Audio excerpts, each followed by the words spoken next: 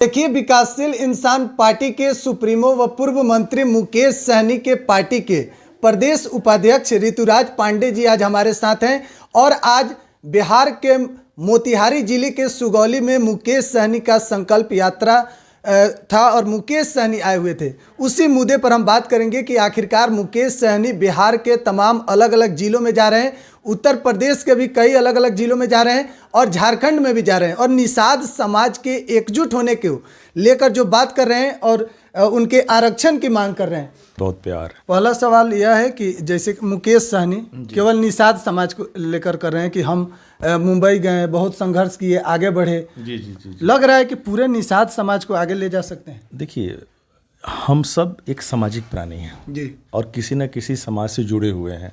तो अगर एक व्यक्ति अगर एक समाज को लेकर चलता है तो उससे उस समाज के साथ साथ उस देश का भी तो विकास होगा ना।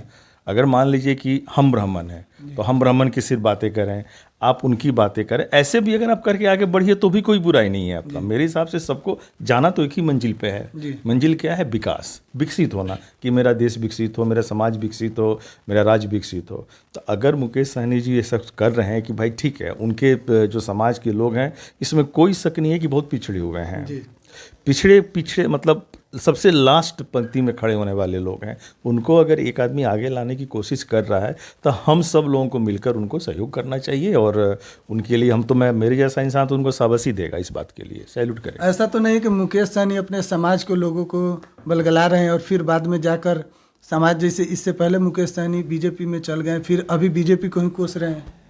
देखिए, ये राजनीति जो है ये तो थोड़ा टेढ़ा होता ही है, इतना आसान नहीं है किसी भी चीज़ के लिए। लेकिन जहाँ तक कि समाज को गुमराह करने की बात है, मैं इससे सहमत नहीं हूँ, क्योंकि वो समाज को गुमराह नहीं कर रहे हैं। और आज का जनता हमको नहीं लग रहा है कि गुमराह हो रहा होगा किसी भी चीज़ को लेकर। कुछ ना कुछ उनके अंदर अच्छाई जरूर जनता ने देखा होगा, तो ही तो उनके पीछे आ रहा है। जैसे आज आपने देखा कि हजारों की संख्या में लोग आए थे, तो अब हम कैसे बोल दें कि भाई आप गुमराह होने के लिए आ गए थे। जनता जागरूक है, जनता देख रही है, जनता समझ रही है कि भाई हमको किसके साथ जाना है और कौन हमको मेरा नैया पार कराएगा। तो मुझे लग रहा है कि ये गुमराह की बात नहीं है, वो कोशिश कर रहे हैं जनता को आगे बढ़ाने की। देखिए क्या है, कोई आदमी मंच से आता है, भाषण देता है, दो शब्द बोलता है, उसके बोली से आप प्रभावित होकर कुछ भी उसमें से ज्ञान ले लेते हैं, तो ये आपके लिए कुछ ना कुछ प्रसाद हो गया। तो जनता आई, देखिए भाई एक आदमी मेहनत तो किया है ना। ये हकीकत है कि 8वीं पास इंसान बम्बई जाता है, 18 साल की उम्र में बहुत मेहनत करता है और मेहनत करके ऐशो आराम को छोड़ के फिर यहाँ पे आ रहा है। और ये भी देखिए कि ऐसा नहीं है कि वो किसी आज के टाइम में कोई मंत्री है या किसी पद पे है। आज के टाइम में आप चुनाव हमारे देश में 5 जगह चल रहा है, तो अभी लास्ट चुनाव का सपोज कीजिए कि होने वाला है यहाँ का, हैदराबाद का, तेलंगाना का। अब वहाँ उड़न खटोला अपने नेताओं का हेलीकॉप्टर की रैली बन लगा हुआ है और किसके पैसे से जा रहा है? वो तो हमारे पैसे से जा रहा है, जनता के पैसे से जा रहा है। लेकिन ये बंदा तो कम से कम किसी से पैसा लिया नहीं है ना, अपना कमाया है, अपने पैसे से जा रहा है और अपने पैसे से हेलीकॉप्टर से कर रहा है। तो उसके लिए हम सब लोगों को उसको शुभकामना देना चाहिए इस चीज़ को लेकर। कई लोग ये भी कह रहे थे मुकेश सहनी को कि 4 करोड़ के रथ से निकले हैं और निषाद समाज के आरक्षण की मांग कर रहे हैं। देखिए क्या है कि अब मैं आपसे मुकेश सहनी जी को साइड कर दूं, मैंने अभी पैसे को ही लेकर बोला। मैं बोलूँ कि सिर्फ एक बंदा 4 करोड़ के रथ से चल रहा है और हमारे देश के प्रधानमंत्री 8,000 करोड़ के A1 हेलीकॉप्टर से घूमते हैं। वो किसका पैसा है?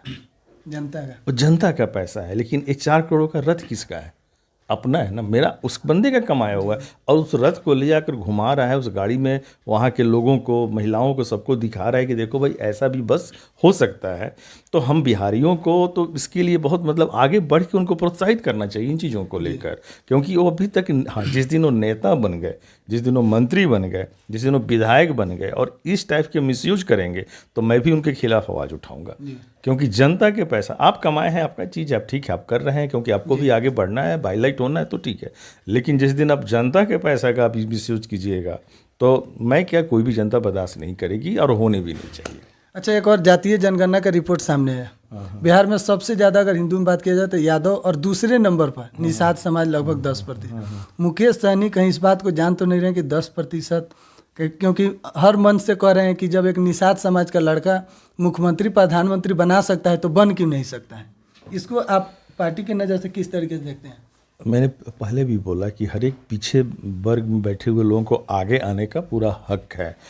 हम बोलते हैं कि जैसे आज के मंच पर उन्होंने एक एग्जाम्पल भी दिया लालू यादव जी का। जब लालू यादव जी हमारे बिहार के मुख्यमंत्री बन सकते हैं, अब नीतीश जी हमारे बिहार के मुख्यमंत्री बन सकते हैं, तो फिर इनको भी हक है ना, इसमें कोई बुराई नहीं है। और जहाँ तक देखिए जाति समीकरण ठीक है, उन्होंने कहा अपनी जगह पे है, लेकिन आप सिर्फ एक वर्ग की जाति से मुख्यमंत्री का ख्वाब नहीं देख सकते हैं। हाँ, आप उस वर्ग के लोगों को इकट्ठा कीजिए, उस वर्ग के लिए आप आंदोलन कीजिए, उस जो निषाद संकल्प यात्रा है उसको आगे बढ़ाइए। लेकिन जब आपको पूरे समाज की बात करनी है, जब आपको मुख्यमंत्री बनना है, चाहे मैं हूँ, चाहे आप हैं, चाहे सैनी जी हैं, तो सबको लेके चलना पड़ेगा। उस वक्त सिर्फ एक वर्ग से आप कभी भी मुख्यमंत्री नहीं बन सकते हैं। अच्छा।